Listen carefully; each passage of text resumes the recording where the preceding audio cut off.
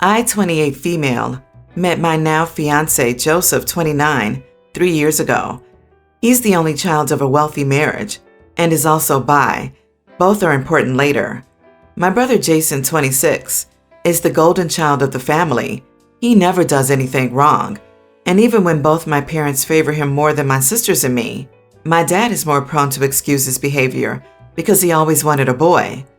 10 years ago, my brother came out to us, and since then, he has used his sexuality to manipulate people to always get what he wants, because if he doesn't, then you're an idiot who discriminates against him. So even when most things don't have anything to do with that. For example, my oldest sister, 34, got her first car when my brother was 22. He made her give it to him after pressuring her for months and getting my dad involved. So now my sister is paying for a car she doesn't even own. When I first introduced them to Joseph jumped directly at him, flirting and playing, just because Joe's rich. My brother has been trying for years to make my boyfriend cheat and has never admitted it. Things got worse when he found out about his orientation and was more open with his advances. I tried to go low contact or no contact with him for a while, but my dad always forces us to be together. He has been literally impossible. Jason's totally obsessed with Joe, to the point my boyfriend only sees my family at big events, just like Christmas or New Year's, because Jason is all over him all the time. A few months ago, Joe proposed to me. When I told my family, alone by the way, Jason began to cry and admitted in front of my parents and sister that he was very much in love with Joseph, that it wasn't fair that I married him, and that deep down, he knew Joe felt the same. Both my parents hugged him and tried to comfort him. Jason said that I had to give the ring to him and finally get out of their way and let them be happy, that he was the one who deserved the big life. I was a witch for making Joe settle for a woman and dismissing his orientation. I said he was out of his mind and got out of my house running after he started to yell. I told Joseph everything, and we both agreed to not invite him to the wedding because that was the last straw. When I told my parents, they said that it wasn't fair that I didn't invite him because I was already marrying the man he loved, and excluding him proved that I hate him because he's gay. I said I don't hate my brother, but he was crazy, and I didn't want him there ruining the party. It was my day, not his. They called me an idiot and told me they wouldn't come unless I invite him personally and give him a big role in my wedding. Am I the idiot for not inviting him? My brother has been excluded from family parties for years. I love my brother, I really do. I don't want him to feel excluded, but he gave me no choice. Not the idiot. Can you say malignant narcissist? I'm gay, and I would cut contact with a person like this forever. It's about the covetousness for me. He covets anything anyone else has, that he perceives their status above his. He uses his orientation as a cudgel to silence dissent, and your parents are his main flying monkeys.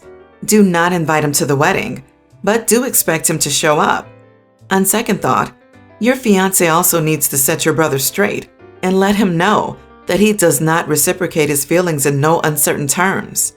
This OP, your fiance needs to make an announcement to your family, parents and brother, that in no uncertain terms, that he is not in love with your brother and it will never happen. He also needs to confirm that he also does not want him to attend the wedding. It sounds like you guys agreed on moving forward, but you both need to take a firm stance together with your family. You are the idiot for thinking there's even a question here. Why are you still in such contact with someone who's harassing your fiancé on multiple occasions?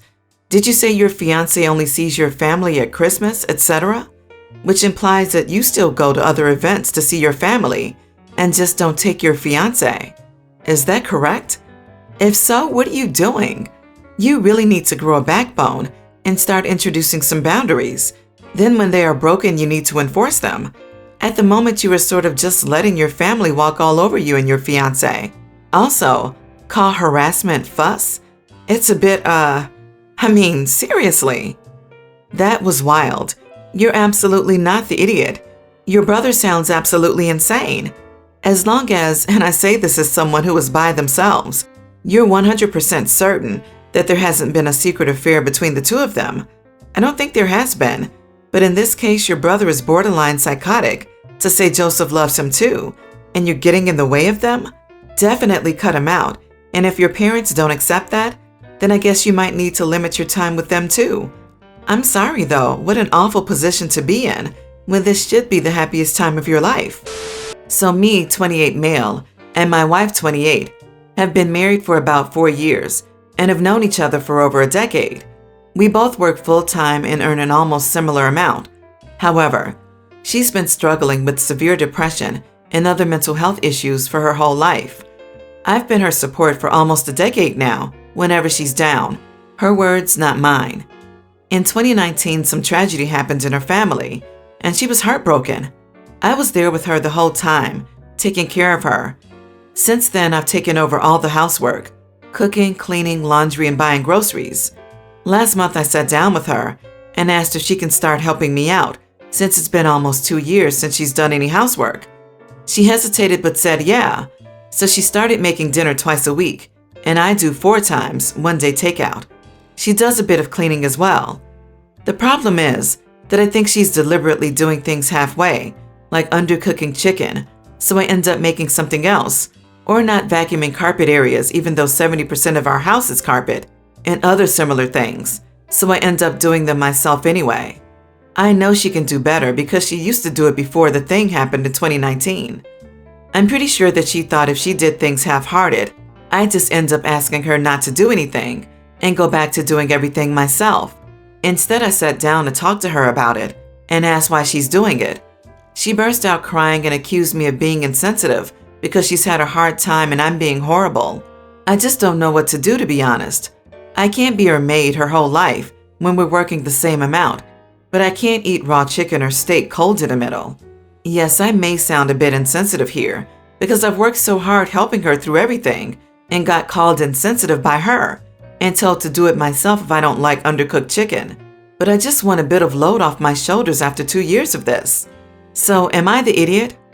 Not the idiot, but what you are experiencing now is what wives have been experiencing for centuries. Your wife's mental health is affecting your marriage. You have the right to be happy. Consider an ultimatum or counseling, or it will go on forever. I don't want to be drastic, but this has been going on for 2 years and she refuses to help herself? At this point, I think she's taking advantage of OP's kindness and patience. This is not how a healthy relationship works. She should pull her weight. I believe it's time for OP to think about himself and leave if she doesn't change. We constantly advise women to leave useless, lazy men. It's no different here, and I don't see why OP should put up with this mistreatment. Why did she burst into tears? Because something had happened years ago? That doesn't make sense. You're having a conversation about chores. Why would an event from years ago come into this discussion? On the face of it, not the idiot, but it sounds like there could be more to this. I was invited to my niece's birthday party. Apparently, one of the parents at my niece's school, Jen, offered to host the birthday party at her place with little additional cost from my sister. My sister Nadia and Jen's children are very close, so the generous offer makes sense. It's worth mentioning that Jen threw a quite spectacular and expensive birthday party for my niece. There were several bouncy castles, face painters, good catering, etc. My husband is an OBGYN. People have commented about men in that field, or how it must be so hard dating a doctor. Most of the time, these comments are harmless and don't bother me. At first, I thought Jen was so sweet. I've never seen my niece so happy. The kids were having the time of their lives, and the adults were getting along well. I commented about my husband, making small talk, and Jen started to ask somewhat invasive questions. At first, I thought she was overly curious, but then she grew bolder and made me more uncomfortable. The questions were like, does it bother you that your husband looks at other women all day? And what if your husband finds a woman prettier than you? Finally, I told her that her questions made me uncomfortable and to stop, and she stopped for a while. I was talking to Jen's kids, and Jen approached me. She was back to her questions, but this time I found them a bit inappropriate. She asked me whether or not my husband was good in bed, whether he brings his knowledge into the bedroom, and if he would be willing to look at her. I don't know if I was just not in the right headspace or something like that, but I was just done with her. So immediately after the cake cutting, I said goodbye to my niece and left. I know I had promised to help Jen and Nadia clean up, but I was just so tired of Jen at this point. Nadia called me very upset, claiming that I embarrassed her in front of Jen, especially after her grand gesture of kindness. Jen was more annoyed, saying that I was overreacting and that I should have been kinder to her and not have been such a jealous witch. I felt a bit bad. I'm not one to break promises, and I feel a bit dramatic leaving after a few uncomfortable questions when I could have just sucked it up and then just never have seen Jen again. Whoa, so not the idiot. When you asked her to stop politely and she continued on, she passed the boundary you had set, which is not okay in any situation. What's worse is you even included that you felt uncomfortable, which didn't seem to matter to her. Your husband is a professional, and Jen is obviously too immature to understand that. Not the idiot. You didn't cause a weird confrontation like you could have. Instead, you were respectful and removed yourself from an extremely awkward and verbally aggressive situation. You placed a very reasonable boundary, which Jen disrespected majorly. Jen caused this, not you. Your sister's anger is displaced here. Some of her questions weren't too terribly bad. It could just be basic curiosity. But then to escalate that into talk of jealousy and your love life, and follow that up with asking to be seen by him? Yeah, I don't think I would have handled myself as coolly as you did. A cake to her face and a free body slam into a bouncy house would have been more my style. My dad put me in therapy 2 years ago for the first time. He's remarried after my mom's death, and there's now a blended family involved. I wasn't as invested as everyone else, and I didn't go out of my way to build a relationship with everyone. He was concerned and decided I needed therapy. I've seen 7 therapists. The first 2 were weird, very religious, and all the questions were religion-based. The third left to practice after my second session with him, and the fourth I didn't vibe with at all. The fifth was too expensive, and the sixth I didn't like. My current therapist has been awesome, and I feel like I vibe pretty well with her. She's understanding and doesn't shame me for stuff I say. I've been going to her for almost 5 months now, and she had me start a journal where I can get more thoughts and feelings out. I keep that from everyone at the house because I don't want anybody reading it. But unfortunately, my stepbrother tried to find it, and I told him he would never find it and he had no right to read it, which led to a fight between us. Then my dad started asking questions and I couldn't answer them. He now wants to come to therapy with me, and I said I didn't want him there. He told me he needed to come, and we needed to talk about why I'm so distant and uninvolved in the family. The truth is, I wish they weren't part of my family. It's not even about them. It's just they're not my mom or my baby sister. My mom was pregnant when she died, so my sister would have been my first sibling, and I was so excited. But my step and half siblings are just not the same to me, and I keep wishing I could give them up to have my mom and sister back. My dad doesn't know any of this, and he wouldn't be happy if he did. He comes from a blended family and believes family is more than blood, and a blended family isn't less than and should be seen as just as good. For me, I can't say it feels that way though. For me, I don't know that I will ever think of them as the family I want, even if there's nothing wrong with any of them. My dad told me if I don't let him come to therapy, he can never figure out what I need, and things can never get better. But I have heard him react to people treating blended families differently, so I know he will be even angrier by my feelings than he is by my silence. Am I the idiot? Not the idiot. Therapy sessions should be private unless you actively want your dad there. You've been seeing this therapist for less than 6 months. Even if you've been going to different therapists for 2 years, you need time to build up this relationship. Processing things through therapy can take some time, and you deserve to take that time. Your dad is pushing for something you're not ready to do. You saying no is a very good thing. You are allowed to have boundaries, and this is a very good one.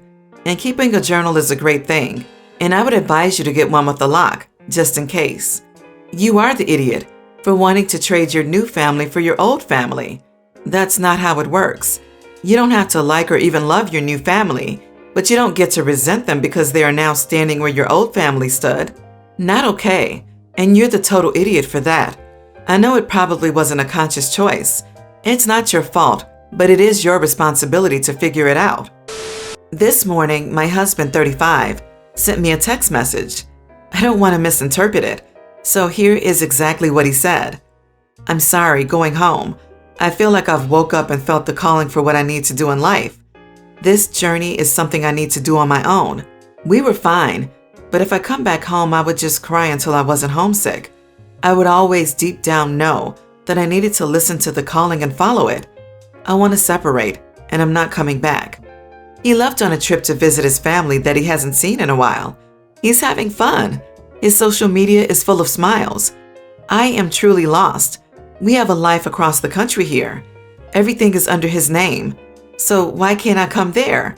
Why does his journey not include me, his wife, 35? We've always planned everything together, and even talked about if anything bad were to happen, we would plan our exit together. Midlife crisis? Brain tumor? You married an idiot? Hometown affair? Whatever it is, I'd start getting my ducks in a row to divorce him for abandonment. Could you even forgive this? Do you have kids?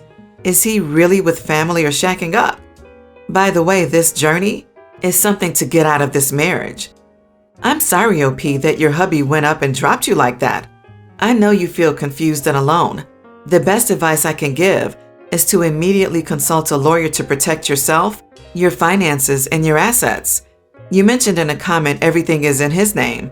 Does this mean his next step is to kick you out? Do all the bills fall on you, etc.? Your main focus right now is to secure yourself, your finances, and your home. Imagine building a life with someone, and then at 35, they're just like, I'm homesick, I want a divorce. Chances are, in a couple of months, he's going to realize what an idiot he is being. Please let it be too late. Update. My husband just told me he's not coming back over a text message. Okay, things have finally calmed down. Based on therapy and reading all your perspectives, I was finally ready to understand mentally that I needed to take care of myself and to proceed as if this wasn't going to work out. My husband finally called, and we had a real conversation about us. I did my best to listen and let him fully explain his side. I caught him off guard with this approach. He admitted being stone cold to me because he did not want to lead me on or feel like there was a glimmer of hope for our marriage. He put up an emotional wall and explains why he's been so short with me. He thinks the love changed. We decided that I could have half of everything. I've known this man for 20 years. When we were friends, I've always had feelings for him and never initiated because I'm shy. During that time, he said and did the exact same thing before we got into a relationship. Word for word, action by action. A few weeks later, we went for a walk, just as friends, where he stopped saying to me and confessed to loving me this entire time. Now, I'm not saying history will repeat itself, but how he handles this is quite jarring and coincidental. He clearly has communication issues to work on. I have my own communication issues, the difference being that I've been going to therapy and have been trying to better myself for years, so I know this is some sort of midlife crisis for him. Am I crazy to call him out on this? I'm trying to be careful because it feels like I'm pushing him away anytime we text or speak. I know to hope for the best, and right now proceed as if our relationship has a 0% chance of saving. I agree. Continue as if it is ending, but consider making him feel distant by using the 180 or the gray rock method. I am really sorry that you have to deal with this, and that your husband has become such an idiot toward you. If he changes his mind, you need to set him going for individual counseling as a condition. That's very strange that he was trying to bail like that. One technique is to do less. Work out your separation, but keep it all to a bare minimum of communication. Also, if you're married, you're entitled to half. It's not you've agreed to half. That's what will happen in a divorce, where all assets acquired during the marriage are split in half.